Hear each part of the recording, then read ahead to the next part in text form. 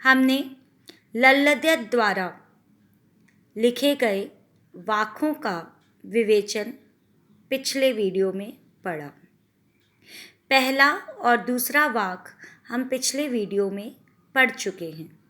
आइए अब जानें कि लल्लद्यत कवित्री अपने तीसरे और चौथे वाक्य के माध्यम से हम तक अपनी कौन सी भावनाएं प्रेषित करना चाहती हैं। आई सीधी राह से गई न सीधी राह, सुषुम सेतु पे खड़ी थी बीत गया दिन आह, जेब टटोली कौड़ी ना पाई, मांझी को दूं क्या उतराई।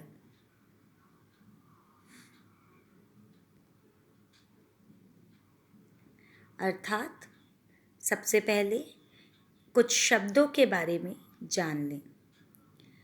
राह, रास्ता। सुषुम, यह एक नाड़ी का नाम है। सुषुम्ना नाड़ी।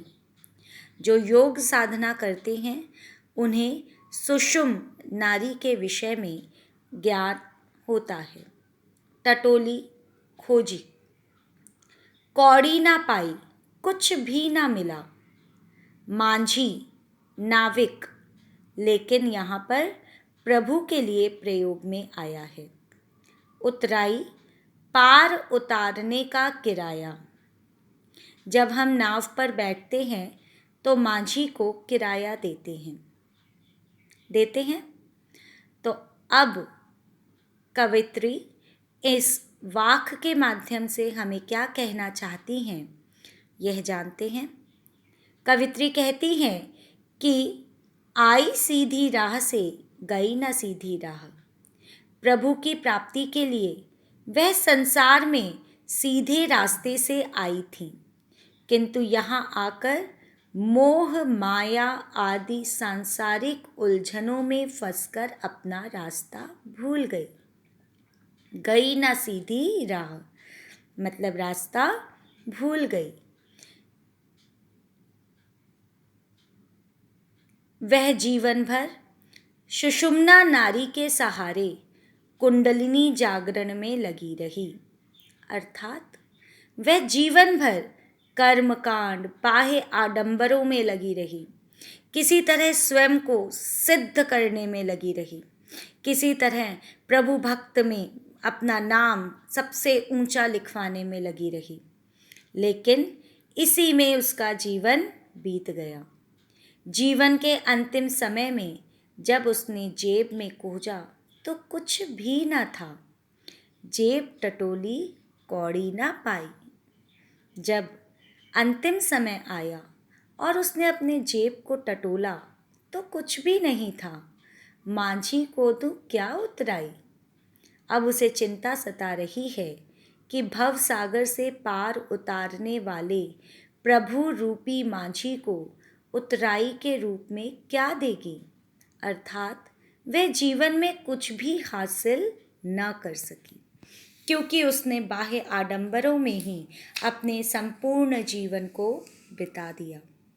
अब उसके पास कुछ भी ऐसा नहीं है जिसके माध्यम से वह ईश्वर को प्रसन्न कर सके, उन्हें खुश कर सके, उन्हें उनकी उतराई दे सके।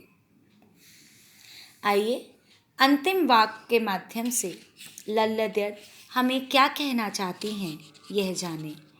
अंतिम लल्लद्यत का वाक्य है, थल थल में बसता है शिव ही, भेद न कर क्या हिंदू मुसलमान, ज्ञानी है तो स्वयं को जान, वही है साहिब से पहचान। शब्द और अर्थ जान लेते हैं। थल जमीन, स्थान, शिव प्रभु, साहिब ईश्वर।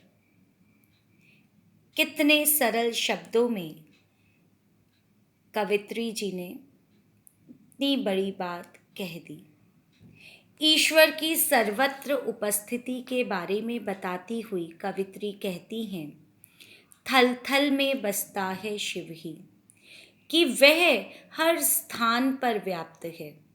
हे मनुष्य, तू धार्मिक आधार पर हिंदू मुसलमान का भेदभाव त्याग कर उसे अपना ले। भेद न कर क्या हिंदू मुसलमान। यह ज़रूरी नहीं है कि तुम हिंदू हो या मुसलमान।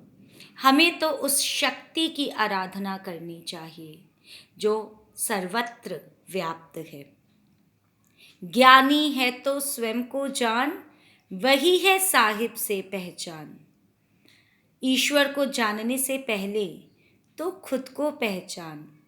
अपना आत्मज्ञान कर, इससे प्रभु से पहचान आसान हो जाएगी। अर्थात ईश्वर ही तो आत्मा रूप में हम सभी में निवास करता है। यदि हम सच्चे रास्ते पर चलते हैं, स्वयं को जान लेते हैं और अपनी बुराइयों को त्याग कर अच्छाइयों को अपनाते हैं, समानता को अपनाते हैं, धर्म के आडंबरों को त्याग कर धर्म के रास्ते पर चलते हैं, तो हम ईश्वर को प्राप्त कर लेते हैं। इससे कोई फर्क नहीं पड़ता कि कोई हिंदू है या मुसलमान, कौन किस धर्म का है, किस जाति का है, किस संप्रदाय का है। इससे कोई फर्क नहीं पड़ता है।